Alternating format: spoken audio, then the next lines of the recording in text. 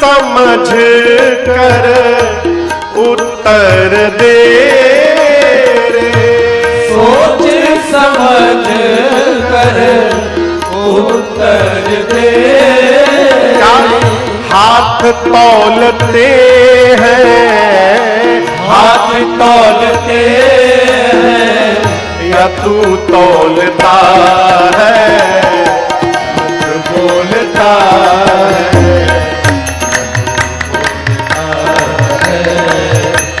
मुख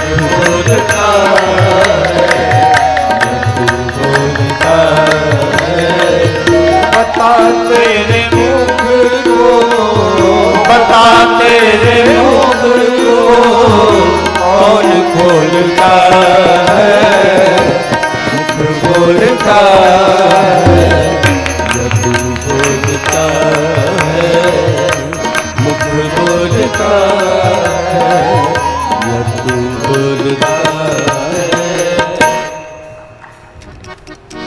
मुख बोलता है या तू बोलता, कौन बोलता है? समझिएगा कभी, ये मैं अभिमान को जन्म देता है, इसलिए मैं से बचा जाए क्या? भगवान। किसी भी, देखिए जीवन में कोई भी उपलब्धि प्राप्त हो, भगवत कृपा देखने का स्वभाव बनाइए। मैं बड़ी गंभीरता से कह रहा हूं, एक प्रसंग मानस का है, आगे का है, लेकिन अभी सुनाऊं आपको। राम जी विवाह करके अयोध्या लौटे। क्या करके लौटे? राम जी के परिवार में राम जी भगवान है, ये बतिया कौन जानता है? बोलिए। मां कौशल्या और दशरथ जी दो लोग जानते हैं, मानता कौन है? केवल कौशल्या मैया। दशरथ जी जानते हैं लेकिन मानते नहीं कि भगवान है, अपन लड़का मानते हैं, वरदान मांग के आए हैं। इसलिए कौशल्या मैया जानती हैं कि मेरा राम जीव नहीं है, जगदीश है। राम के लिए करतुम अकर्तुम अन्यथा करतुम, ये सब कुछ कर सकते हैं, संभव कुछ भी नहीं है। लेकिन वो राम जी जब विवाह करके आए तो मां कौशल्या पूछती है कि राम, इतने कोमल कोमल अंग है तुम्हारे, हैं? कैसे लिए उठाई शंभु धनु, कैसे लिए उठाई शंभु धनु, और झेले इतना भार, निहारे जाऊं बारे, मेरो लाला बड़ो सुकुमार, निहारी जाऊं बारी बारी। प्रबल ताड़का और सुबाहु, कैसे किए सिंह संहार, निहारी जाऊं बारी। मां पूछती, इतना भारी धनुष कैसे उठा लिए राम? हमसे लोग बता रहे कि आपने यज्ञ रक्षा में ताड़का को, सुबाहु को मार दिया, और अहिल्या जी का भी उद्धार कर दिया आपने रास्ते में राम। ये इतना बड़ा काम, आश्चर्यजनक कार्य आपने कैसे कर लिया? मां बोली राम जी से, मुझे पता है आपने कैसे कर लिया, बताऊं? राम जी बोले कहिए मां। मां कहती है, जानी परत गुरु कृपा दृष्टि से, जानी परत गुरु कृपा दृष्टि से, हो गयो संकट पार, निहारी जाऊं बारी बारी, हो लाला बड़ो सुकुमार, निहारी जाऊं बारी बारी, मेरो लाला बड़ो बारी बारी, निहारी जाऊं बारी बारी, निहारी जाऊं बारी बारी। राम जी को मां कौशल्या कहती हैं कि जो तुमने जो जो कार्य किए, ये तुमने नहीं किए हैं राम, ये गुरुदेव भगवान की कृपा से संभव हुआ है। मैं बड़ी गंभीरता से कह रहा हूं, बच्चे जब छोटे हैं ना, तभी से बच्चों के मन में ये भाव भरिए कि तुम जीवन में जो कुछ भी उपलब्धि प्राप्त कर रहे हो, तुम्हारा मेहनत तो है, लेकिन उस मेहनत के साथ भगवान की कृपा भी है। बचपन से पनपेगा तो वो जीवन भर भगवत कृपा का दर्शन करेगा।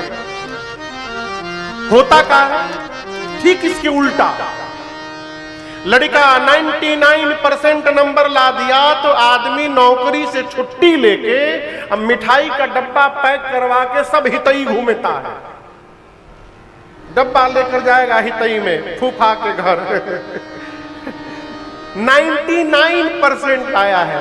फूफा जी दिन रात मेहनत किया, टाइम नहीं देखा, खाना नहीं खाता था, उसी का परिणाम है। लीजिए मुंह मीठा करिए।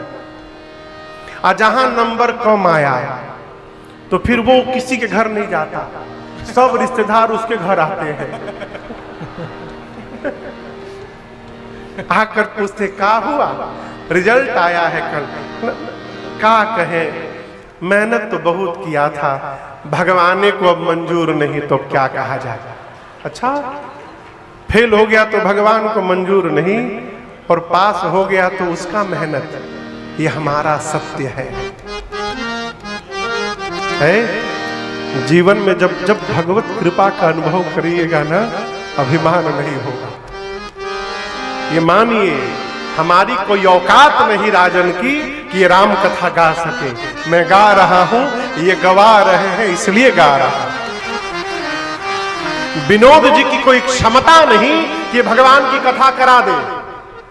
ये तो ऊपर वाली की कृपा है कि इनसे हो रहा है। एक महापुरुष थे, वो जब दान देते थे ना, आजकल आदमी दान देता है तो फोटो खींचो फोटो खींचा। एक फोटो मैं बताऊं, मैंने देखा फेसबुक पर, मुझे मने नींद नहीं आई रात।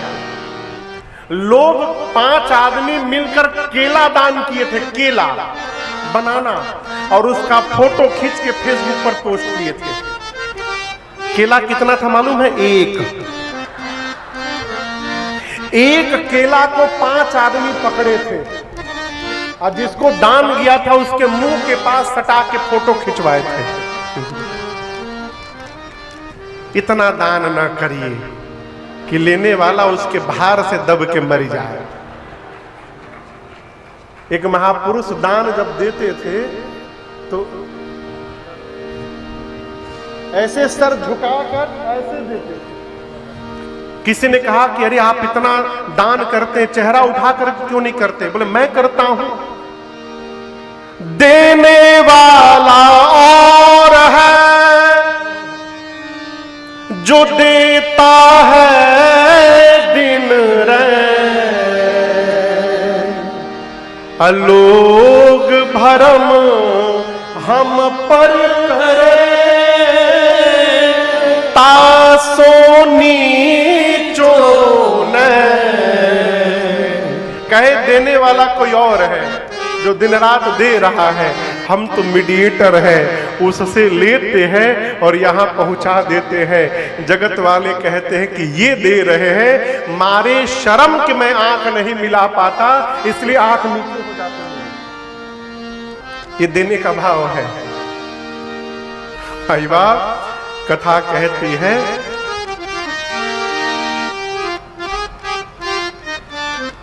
मैं से बचिए कि मैं बहुत खतरनाक है। अभिमान हुआ दक्ष को। अभिमान होने के बाद दक्ष ने हरिद्वार में यज्ञ की रचना की और सभी देवताओं को, मुनियों को बुलाया। जे पावत मख भाग, यज्ञ में जिसका जिसका भाग्य था सबको बुलाया। कथा में देखिए जिसका जिसका भाग्य सब पहुंच रहे हैं। अभी हमारे आपके मध्य भारतीय जनता पार्टी के इस जिला भिलाई के अध्यक्ष श्रीमान पुरुषोत्तम देवांगन जी उपस्थित हुए हैं। बहुत बहुत अभिनंदन आपका। बैठे, थोड़ी देर बैठेंगे। जय जय। यज्ञ में जितने देवता भाग्य पाते हैं सबको बुलाया गया, छोड़ 3 देवताओं को, ब्रह्मा विष्णु महेश। शंकर जी के ससुर जी ने उनको बुलाया नहीं। क्यों? शंकर जी को उनके ससुर जी उनका शत्रु मानते थे अपना। अपमानित करने के लिए नहीं बुलाया। देवता आकाश से जाने लगे। सती मैया ने पूछा, प्रभु ये देवता कहाँ जा रहे हैं? बाबा ने कहा, आपके पिताजी यज्ञ कर रहे हैं, उसी में भाग लेने जा रहे हैं। माँ ने कहा, प्रभु आज्ञा हो तो मैं भी हो आऊं। शंकर जी ने कहा, देवी हम लोगों को बुलाया नहीं गया है। ये 4 जगह तो बिना बुलाए जाना चाहिए। मित्र के घर, विनोद जी किसके घर? मित्र के घर, पिता के घर, सदगुरु के घर और अपने स्वामी के घर। इन 4 स्थान से निमंत्रण नहीं ढूंढना चाहिए। लेकिन शंकर जी कहते हैं, देवी यदि अपमानित करने के लिए जानबूझकर नहीं बुलाया गया है तो मैं कहता हूं, तहां गए कल्याण आपके पिताजी ने आपको नहीं बुलाया, कल्याण नहीं होगा जाने पर। सती मैया फिर नहीं मानी। अंत में बाबा अपने गणों को, मुख्य गणों को लगा करके विदा किए। मां पिता के घर में गई, माता से मिली, यज्ञ मंडप की परिक्रमा लगाई और जैसे दृष्टि गई कि सभी देवताओं का आवाहन हुआ है मेरे पति को छोड़कर। जिस यज्ञ में रुद्र का ही आवाहन न हो वो यज्ञ हो ही नहीं सकता। पिता के घर में पति का अपमान मां सती बर्दाश्त नहीं कर पाई। गोस्वामी जी कहते हैं, सती मैया का पूरा शरीर क्रोध की अग्नि में भड़क उठा। यज्ञ में जितने देवता, ब्राह्मण, मुनि, महात्मा, संत उपस्थित थे, मां सब पर लपट पड़ी। मां ने कहा, हे सभासद, हे मुनिगण, ध्यान से सुनिए।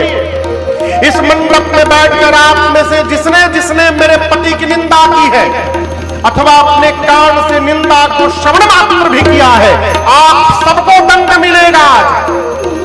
मर्यादा कहती है, जिस सभा में शंकर की, संत की और श्री हरि की निंदा हो रही हो, यदि अपने भुजाओं में शक्ति है उसी समय निंदा करने वाले की जिह्वा काट दो।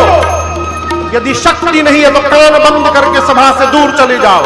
मेरे पति केवल मेरे पति नहीं है, शंकर जगत के पिता हैं और आज इस मंदमती मेरे पिता ने मेरे पति का अपमान किया है। आज के बाद मैं इसकी बेटी के रूप में जीवित नहीं रहूंगी।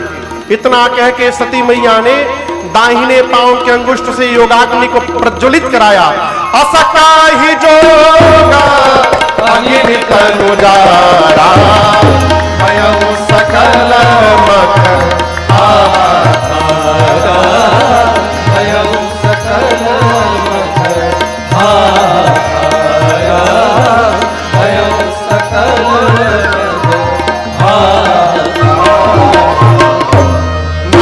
पूरा शरीर क्रोध की अग्नि में भड़क उठा। नारद जी ने जाकर शंकर भगवान को बताया, बाबा को आवेश आया।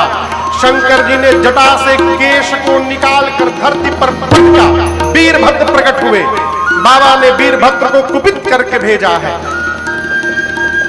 वीरभद्र ने आकर सबसे पहले यज्ञ के आचार्य को ढूंढा, यज्ञ के आचार्य की दाढ़ी नोच ली, किसी देवता का पांव तोड़ा, किसी का पीठ तोड़ा, किसी की आंख फोड़ी। दक्ष के जो मुख्य यजमान थे, दक्ष के सर को पकड़कर हाथ से वीरभद्र ने घुमाकर धड़ से उखाड़कर और ले जाकर अग्नि कुंड में यज्ञ की पूर्ण आहुति कर डाला। रुद्रगण यज्ञ तहस नहस कर दिए। एक कथा कहती है, कोई भी कार्य मन की निर्मलता से पूर्ण होता है। आप समझ रहे हैं? आप अभाव में भी यदि यज्ञ करने चले जाइए और यदि आपका मन निर्मल है तो आपका यज्ञ पूर्ण हो जाएगा। और मन में बैर भाव रख करके यदि आप कोई सत्कर्म करेंगे, आपका कर्म पूर्ण होगा नहीं, विघ्न आ जाएगा। सती मैया मरने से ठीक पहले राम जी से वरदान मांगती हैं, सती मरत हरिसन बर मांगा। सती मरत हरिसन बर मांगा। जन्म जन्म शिव पद अनुरागा। जन्म जन्म शिव पद अनुरागा। तेहि कारण हिमगिरि जाई।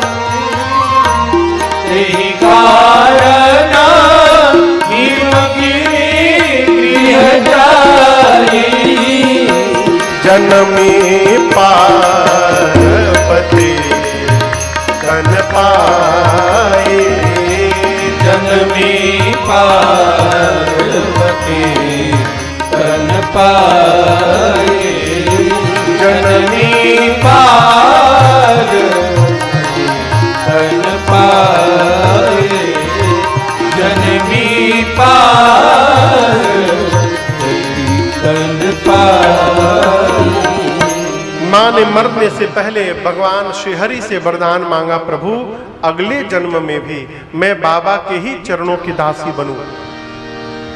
राम जी ने आशीर्वाद दिया है और इसी वरदान के कारण सती मैया का शरीर शांत हुआ और उनका अगला जन्म हिमांचल महाराज के घर में पार्वती मैया के रूप में हुआ। आइए एक बार भाव और श्रद्धा के साथ सभी लोग पूरी ऊर्जा से कहेंगे, बोलिए पार्वती मैया की जय। पार्वती जी का जन्म हुआ, हिमांचल जी के घर नारद जी पहुंचे। हिमांचल जी ने स्वागत किया, पांव पखारा, पार्वती मैया को बुला करके पूछा, मेरी बिटिया की हाथ की रेखा देखिए तो इनमें कोई दोष गुण है, क्या दोष है बताइए तो हमको। नारद जी पार्वती जी का हाथ लिए, बोले महाराज आपकी बेटी तो सब सद्गुणों की खान है। इनका नाम उमा, अंबिका और भवानी होगा। इनका सौभाग्य अखंड बना रहेगा महाराज। आपके बेटी के कारण आपको भी कीर्ति प्राप्त होगी, यश प्राप्त होगा। आपकी बेटी की पूजा पूरा जगत करेगा। आपकी बेटी के ही नाम से संसार की स्त्री पातिव्रत धर्म का पालन करेंगी। हिमांचल जी बोले कोई दोष नहीं है बिटिया में। नारद जी बोले बेटी में तो नहीं है, लेकिन इनके जो पति होने वाले हैं उनमें थोड़ा दिखाई दे रहा है। कहिए तो उनका बता दूं। हिमांचल जी बोले बताइए। नारद जी बोले नोट करिए, अगुण अमान मातु पितु हीना। आपके बेटी का पति क्या होगा? अगुण होगा। क्या होगा? जोर से बोलिए विनोद जी। अगुण मने? हाँ, आप जो कहे ना विनोद जी बोलिए जिसमें कोई गुण ना हो। यह हिमांचल भी समझ गए, लेकिन एक बात समझिएगा, कहने वाला अपनी चेतना से कहता है, सुन करके अर्थ निकालने वाला अपनी बुद्धि से उसका अर्थ निकालता है। नारद जी बोले अगुण होगा। नारद जी कहना चाहते हैं सत रज तम तीनों गुणों से परे होगा, त्रिगुणातीत होगा। परे नहीं होगा, परे होगा।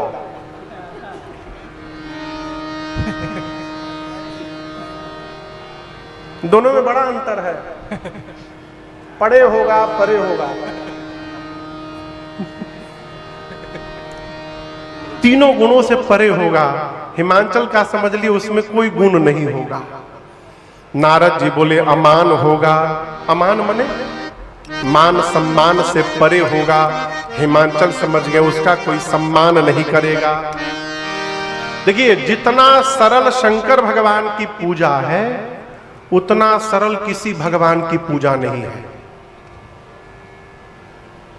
आदरणीय, कोई खोखट नहीं, ना कोई मिठाई चाहिए, ना कोनो फल चाहिए, ना कोनो फल पर बस एक लोटा जल। कुछ नहीं चाहिए, दूध ना कुछ नहीं मिला, एक लोटा पानी लीजिए। हर हर महादेव, हर हर महादेव, हर हर महादेव। बाबा गदगद।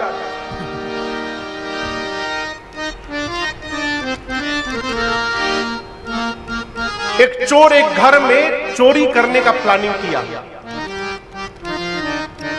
तो तो उस घर में चोरी करने गया तो देखा कि उस दिन शिवरात्रि थी, और जिसके घर में चोरी करने गया तो वो घर का मालिक शंकर जी का भजन कर रहा था। सैकड़ों लोग बैठे थे, बोले ओहो गलत घर का टारगेट कर लिया, आज इस शिवरात्रियों को आज ही पढ़ना था। बेचारा मन मार के चल दिया जंगल में। चलते चलते अब कहां जाए तो एक मंदिर दिखाई पड़ा सुनसान। मंदिर में गया तो मंदिर देखा तो प्रसन्न हुआ, जरूर कोनो मुकुट उकुट मिल जाइए। तो वहां गया तो देखा वो शंकर जी का मंदिर निकल गया। उदास होकर बैठ गया, बताओ आज भाग्य खराब है हमारा। कन्हैया का मुकुट मंदिर रहता तो कम से कम मुरली मिल जाता, सोना का मुकुट मिल जाता। शंकर जी का मिली भांग धतूरा फाकी। पूरा दिन बेकार हो गया आज का। तब तक उसकी दृष्टि गई, शंकर जी के लिंग के ऊपर सोने का कलश लटका हुआ था। अरे जय हो प्रभु, बड़े दयालु है, दिन बना दिए हमारे, आनंद आ गया। इसी को तो ढूंढ रहा था मैं। अब मंदिर में गया उसको उतारने के लिए तो पता चला बहुत ऊपर है, वो हाथे न जाए। बहुत दिमाग लगाया, जब कोई दिमाग नहीं काम किया तो शंकर जी से बोला देखिए अब माफ करिएगा हमको, हमारे पास कोई उपाय नहीं है। शंकर जी के ऊपर ही पांव रख के खड़ा हो गया। अब कैसे कलश उतार के उतरा, तब तक शंकर भगवान प्रकट हो गए। वो थरथर कांपने लगा, अब तो त्रिशूल घोंप दिए हमको। बोला माफ करिए, माफ करिए, हमको कलशा नहीं चाहिए। बोले नहीं नहीं, मैं आज तुम पर बहुत प्रसन्न हो गया हूं। बोला प्रभु हम पर प्रसन्न हो गए हैं, हम तो चोरी करने आए थे। हम न फूल चढ़ाए, न भांग चढ़ाए, न बेलपत्र चढ़ाए, न मिठाई चढ़ाए, हम तो खुद ले जाने आए थे। शंकर जी बोले तुमने जो चढ़ाया है आज तक किसी ने नहीं चढ़ाया।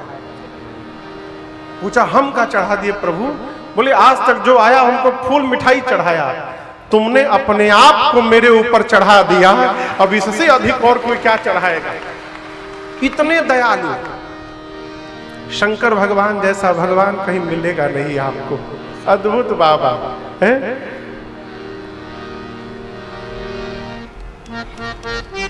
नारद जी कहते हैं अमान होगा, मान सम्मान से परे होगा। हिमांचल समझ गई उसका कोई सम्मान नहीं करेगा। नारद जी बोले मातु पितु ही ना, उसके माता पिता नहीं है। नारद जी हिमांचल जी पूछे कब मरे? बोले कब मरे नहीं थे ही नहीं, शुरू से ही नहीं थे। उदासीन होगा, संशय रहित होगा। हिमांचल जी कपार पकड़ के बैठ गए। बोले क्या बोल रहे हैं आप? नारद जी बोले असली तो बताया नहीं हूं अभी। बोले अभी और बचा है। नारद जी बोले जोगी जटिल अकाम मन नागना।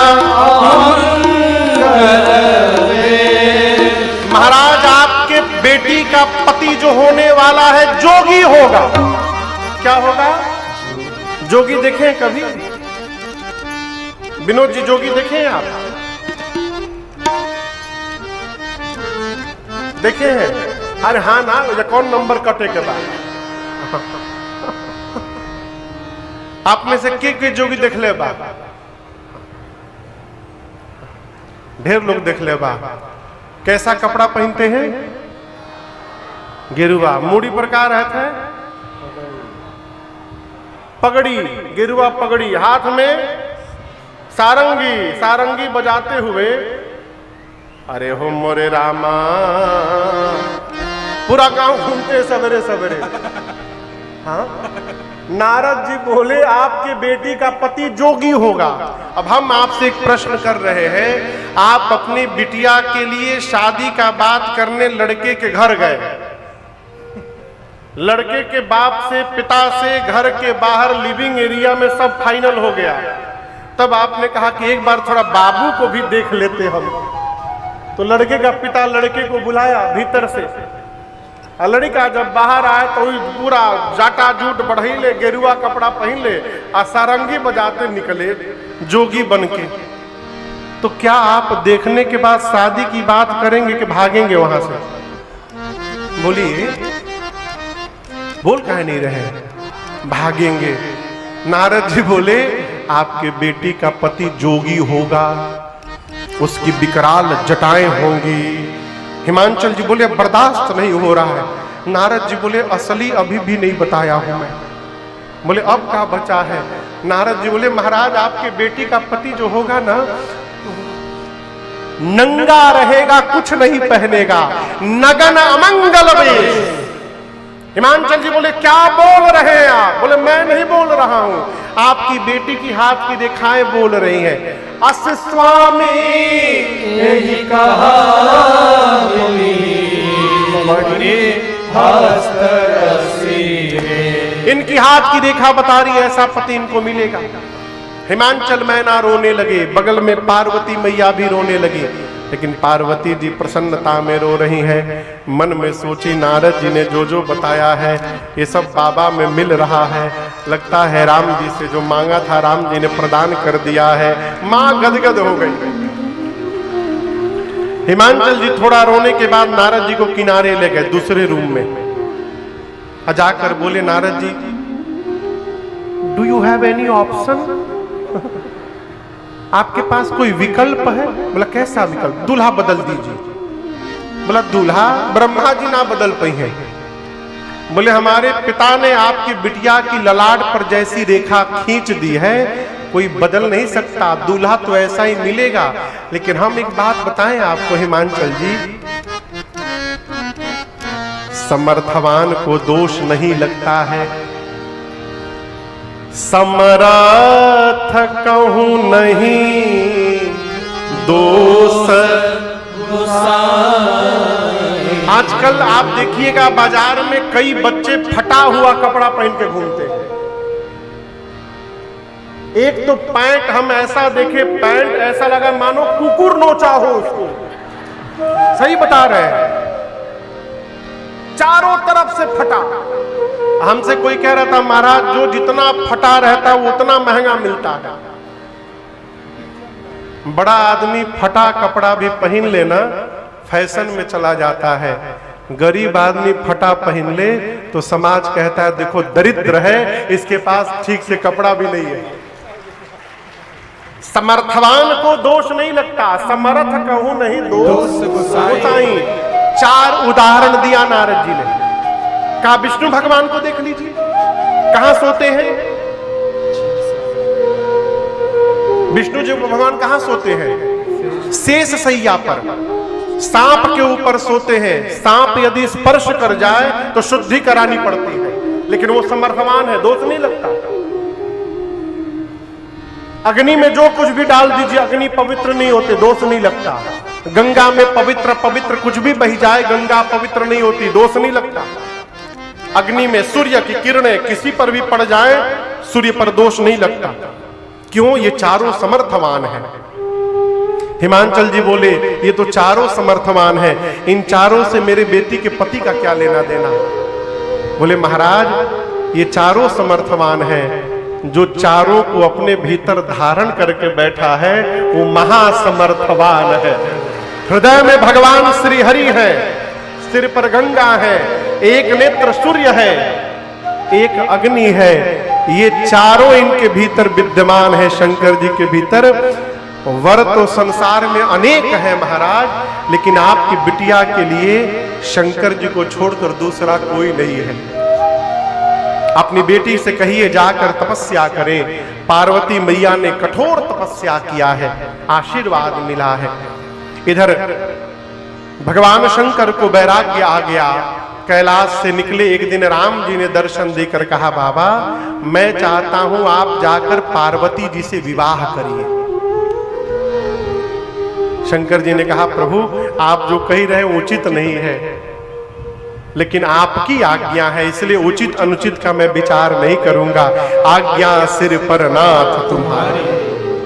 शंकर जी ने सप्तऋषियों को भेज करके अब पार्वती जी की निष्ठा का पता लगाया, और जैसे मुनियों ने मां पार्वती की निष्ठा को आकर बताया शंकर भगवान को, बाबा इतने प्रसन्न हुए फिर समाधि में चले गए। पिछली बार गए थे तो कितने दिन में लौटे थे, फिर गए, अब कब लौटेंगे किसी को नहीं मालूम। इसी बीच एक दैत्य ने जन्म लिया जिसका नाम था ताड़कासुर। तपस्या करके वरदान लेता है ब्रह्मा जी से कि शंकर जी के तेज से जो संतान जन्म ले वही मुझे मारे। लगा वरदान लेकर देवताओं को त्रास देने।